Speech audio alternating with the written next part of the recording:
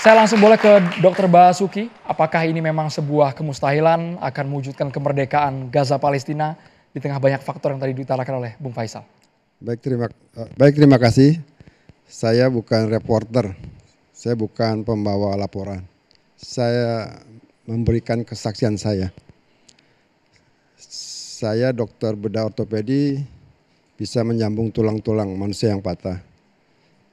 Tapi dengan kehadiran saya di sana, saya bisa menyambung harapan-harapan mereka yang patah. Saya yakin betul Palestina tidak akan hilang dari bumi ini, insya Allah.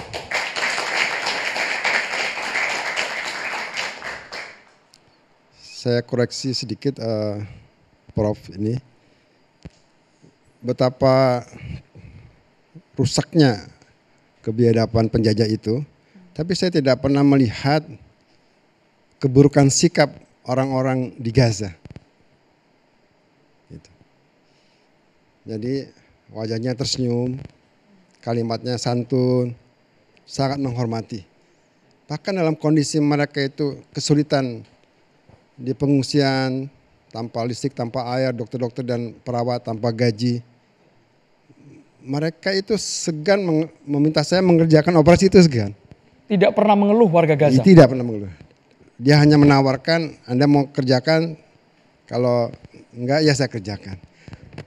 Saya punya sahabat dokter ahli kulit di sana. Dia cerita, seperti kita juga, ini anak saya, ini rumah saya yang mewah.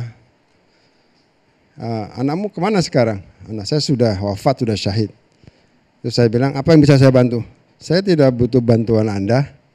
Jadi sebetulnya kami yang belajar pada mereka bagaimana di antara runtuhan puing-puing itu mereka membangun harapan dengan sikap yang mulia, peradaban yang mulia gitu.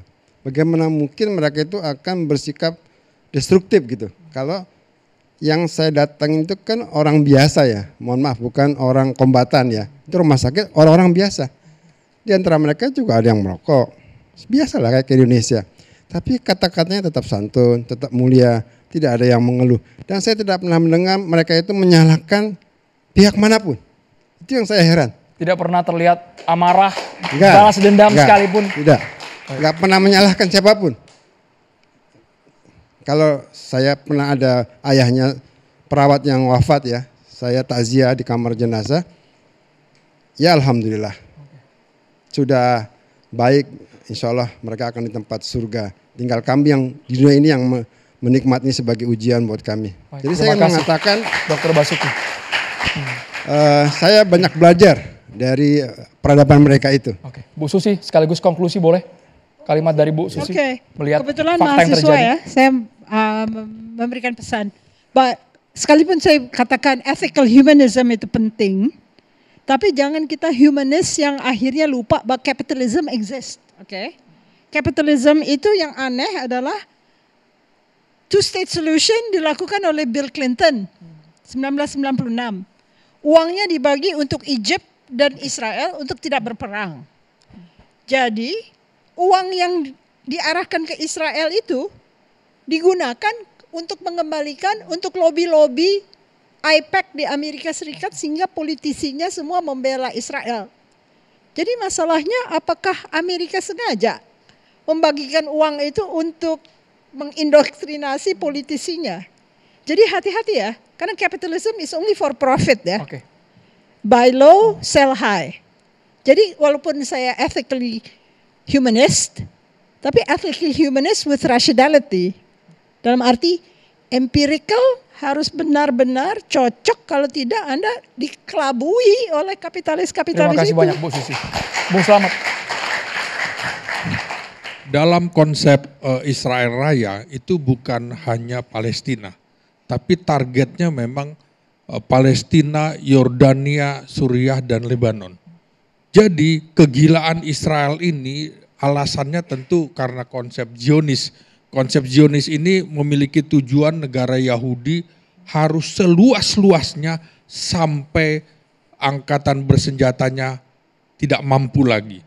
Yang kedua tentu strategi ekspansionisnya mempertahankan kekuasaan atas wilayah strategis, misalnya di dataran tinggi Golan yang direbut dari Suriah dalam Perang 6 Hari tahun 1967.